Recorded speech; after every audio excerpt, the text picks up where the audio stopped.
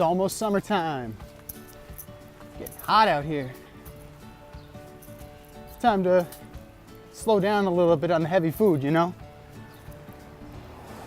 Time to slow down on the beef, slow down on the Fruity Pebble treats, at least for a little bit. Moderation is key. So this week, I think we're gonna focus on some lighter dishes. Ones that don't have a lot of fat, don't have a lot of salt, don't have a lot of sugar. All the things that we naturally crave. But that doesn't mean we can't get flavor and get some good food. I'm gonna head to the gym for a little bit, and then when I get back, I think we're gonna do some salsa verde cod today, some turmeric roasted carrots, and a nice little daikon cucumber salad.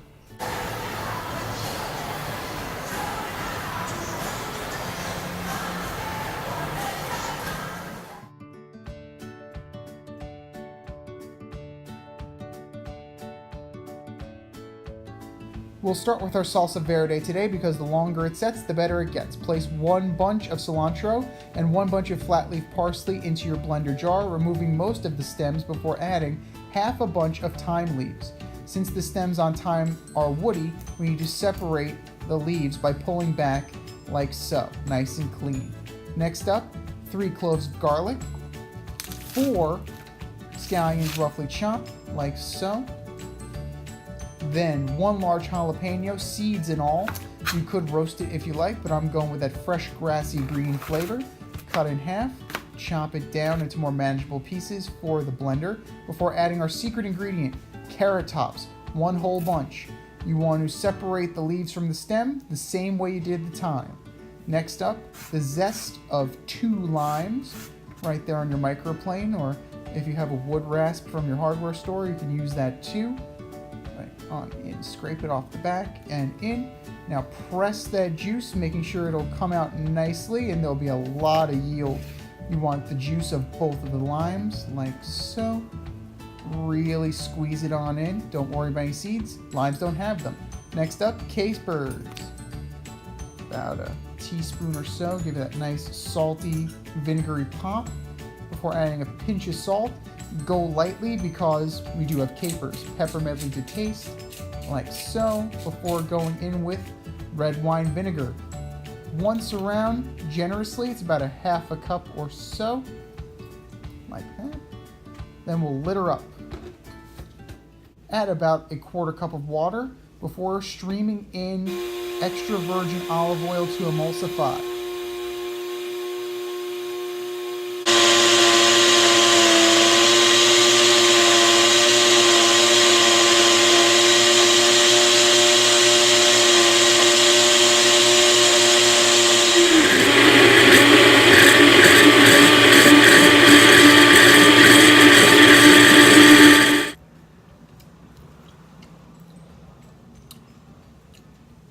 It's got good acid.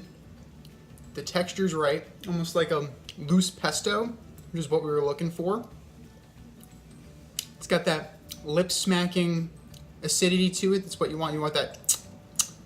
That's a refreshing bite each time you have it. Salt's good, not too spicy. I think we have a winner. To store, place in a sealed plastic container, or if you have a thoroughly clean glass bottle, grab a funnel and pour it on in. Watch out. Pull that funnel. You're getting close. There it is. All right. Good job. Now lid it on up and stash it in your fridge. Let's think about how we want to cook our cod today. We could apply some high heat to it. We could throw it on the grill, or we can fry it, or we can even oven roast it. But if we leave it in there too long, while it has great texture and really good flavor, it can dry out really quickly. Not to mention that if we throw it on the grill, it could possibly stick. And if it sticks, it's all going to be flaky and broken apart. Not how we want to serve it, at least not yet. We could go low heat too. We could steam it, or we can poach it. Steaming doesn't impart much in the way of flavor, and well, poaching, you need to get the temperature control just right, and you lose some of the flavor to the poaching liquid. But we're on the right track. Ever heard of the French technique sous vide? Now I know what you're thinking.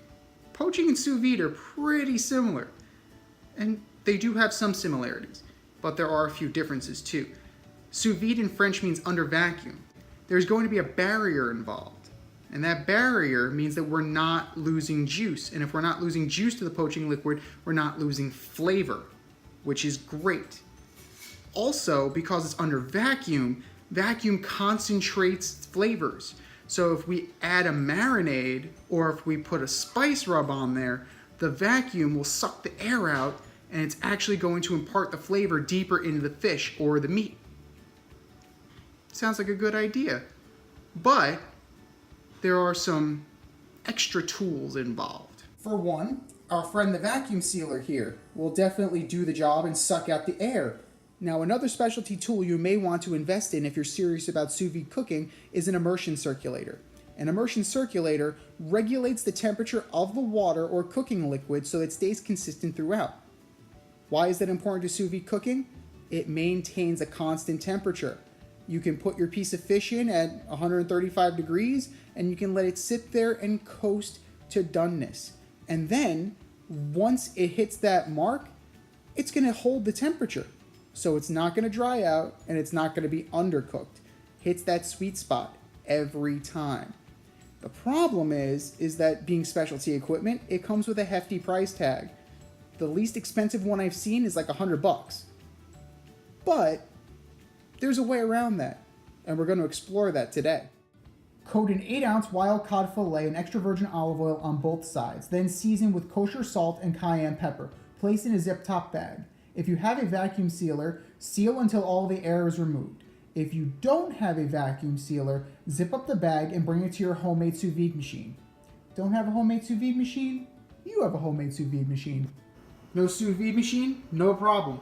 Fill your slow cooker with water, set to low, and let heat to about 132 degrees. That's where the thermometer comes in. Then place your fish inside and let cook for 30 minutes. It'll be perfect.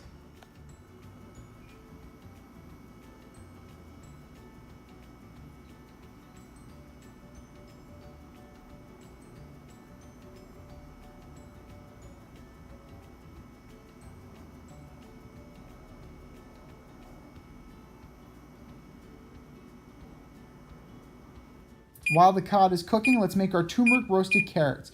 Preheat your oven to 400 degrees and spray down a sheet pan before trimming and peeling one bunch of rainbow carrots.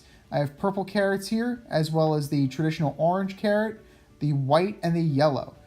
I'm using a straight peeler for this, but if you have a wide peeler, that's fine. Generally, wide peelers are for things like butternut squashes, where there are going to be curves. Since carrots are mostly straight, a straight peeler will do the job. Trim down the bigger pieces before cutting down into smaller, almost like French fry sizes. The key is to cut them into even pieces, guys, so that they don't burn. Next up, drizzle with olive oil and then toss to coat before putting in a single layer on the sheet pan. If they're stacked up, they're going to steam, not roast. Next up, some salt.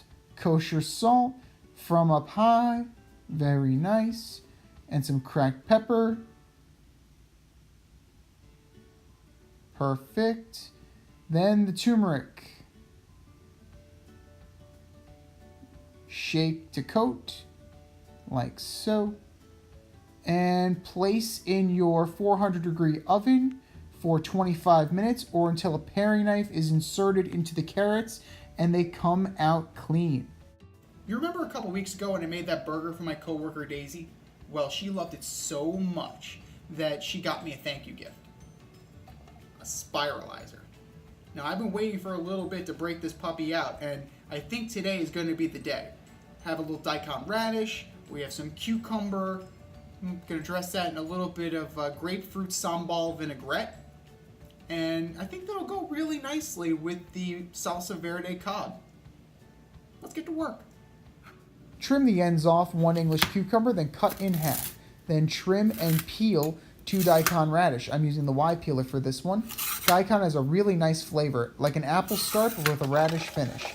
Then put on your spiralizer and turn. I'm using the B blade, which is kind of like a ribbon, but you can use the fettuccine or you can use the spaghetti cut. When you're done spiralizing the daikon and the cucumber, cut 4 scallions on the bias for a nice presentation and place in the bowl before turning to the vinaigrette. We'll start with half a cup of ruby red grapefruit juice right in there into our glass measuring cup. I'm bumping up the acidity with a little bit of white vinegar, about a teaspoon.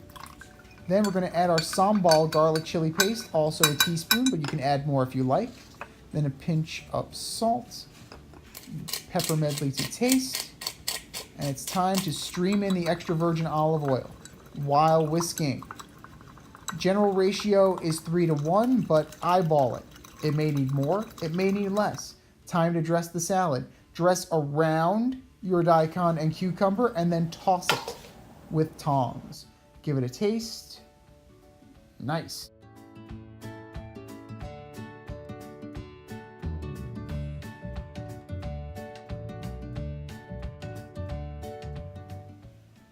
Thanks for watching today.